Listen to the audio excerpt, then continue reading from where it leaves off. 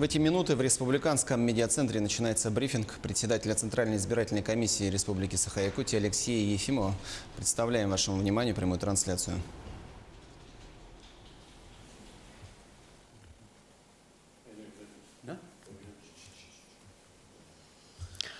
Доброе утро. В эфире пресс-центр Центральной избирательной комиссии Республики. В 8 утра избирательные участки открыли свои двери по Якутии, и мы начинаем освещать ход выборов.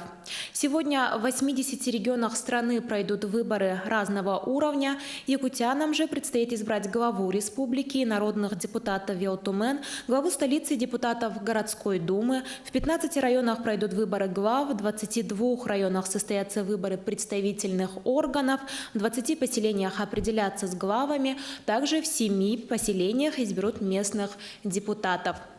Пресс-центр в течение дня будет освещать ход голосования, и сегодня к нам в студию с информацией о том, как начались выборы у нас на территории Якутии, пришел председатель Центральной избирательной комиссии Республики Алексей Михайлович Ефимов. Алексей Михайлович, доброе утро. И как начались выборы у нас в Якутии? Доброе утро. В первую очередь поздравляю всех жителей республики с праздником, потому что это на самом деле очень важное событие для всех жителей республики, потому что у нас предстоят беспрецедентные по масштабу выборы. Таких по масштабу выборов не было за последние четверть века, это уж точно. Вот сейчас вы правильно сказали, что у нас предстоят две выборные кампании республиканского уровня, выборы главы республики, а также выборы народных депутатов республики, то есть депутатов Государственного собрания Виотумен. Но это действительно тоже редкость, потому что обычно они всегда проводились в разные годы, но на этот раз просто это совпало в связи с досрочной отставкой главы республики, и в связи с этим совпали эти масштабные выборы не только на выборах республиканского уровня, а также на выборах в столице республики, потому что здесь тоже так совпало, что будут избраны в один год и глава города Якутска, и все 30 депутатов Якутской городской думы. Ну, кроме того, как уже было отмечено, будут проведены 101 избирательная кампания муниципального уровня и один местный референдум, но это в селе Жиганск. Они будут решать вопрос, сделать ли их село трезвым, то есть запретить продажу алкогольных напитков.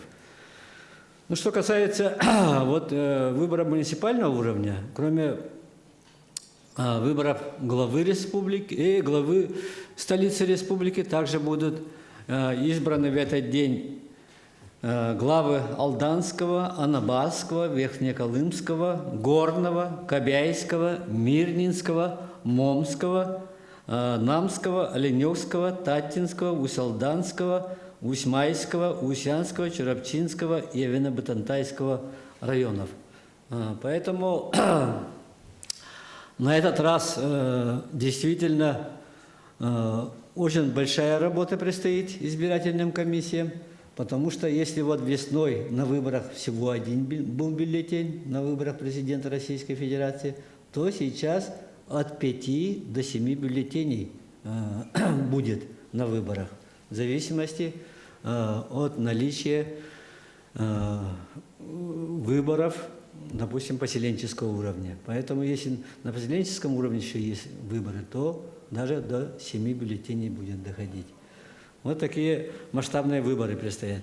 Ну, как я уже сказал, в 8 часов все 795 избирательных участков открыли свои двери.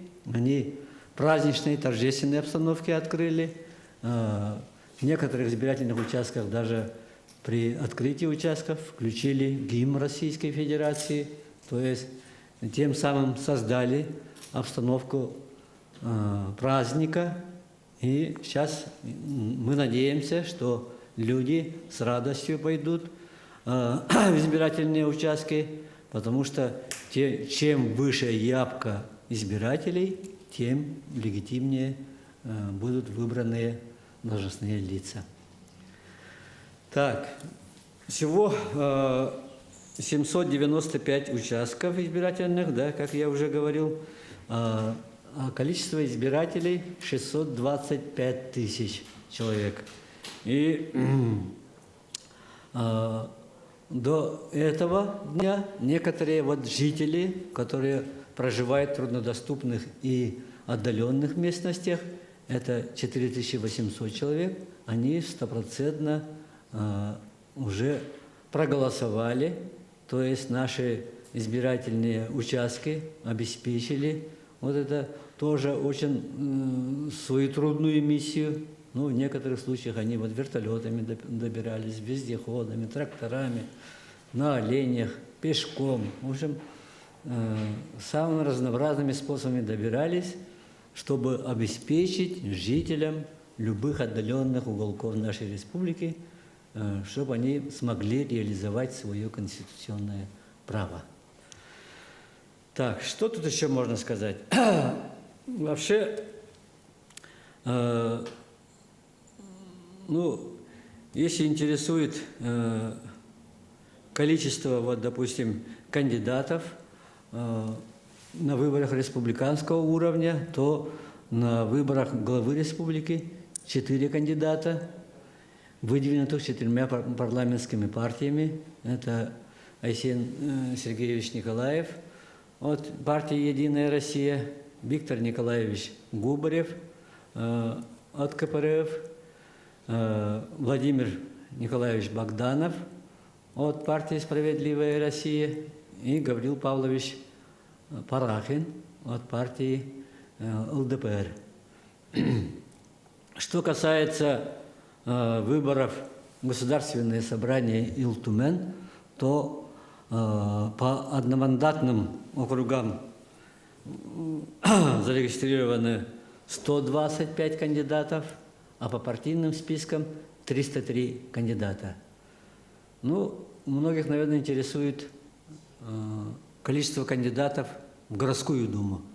В городской думе тоже по одномандатным округам 65 человек выдвинули свои кандидатуры, а по партийным спискам 155 кандидатов. В течение дня мы также будем по звонку подключаться в районы республики, будем брать информацию о том, как проходят выборы в тех или иных районах. Да. Самый главный, основополагающий принцип выборов – это открытость и прозрачность. Чем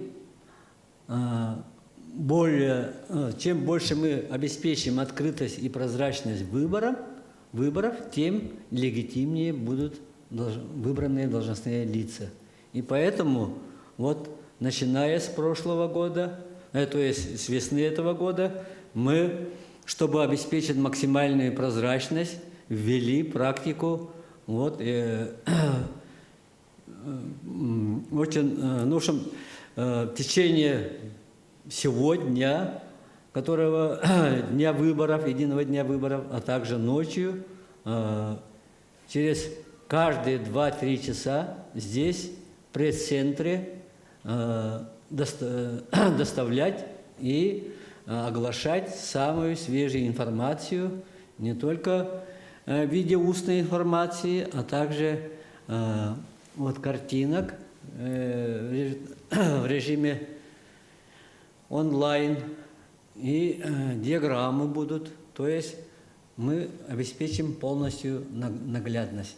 В общем, вот мы сейчас, старт вот объявили сейчас 8:30, потом следующий подход будет 10:30, потом 12:30, потом 15:30, 18:30, вечером 20 часов 00 минут, а затем в 3 часа ночи я подойду сюда тоже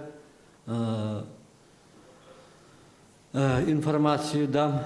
Потом предварительные итоги мы огласим завтра в 10 часов утра.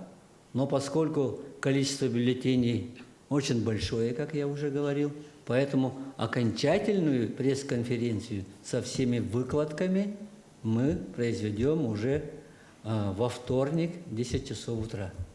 Ну что ж, Алексей Михайлович, спасибо за вашу информацию. Я напоминаю, что следующее подключение у нас запланировано на 10 часов 30 минут по якутскому времени. Спасибо за внимание и до встречи в эфире.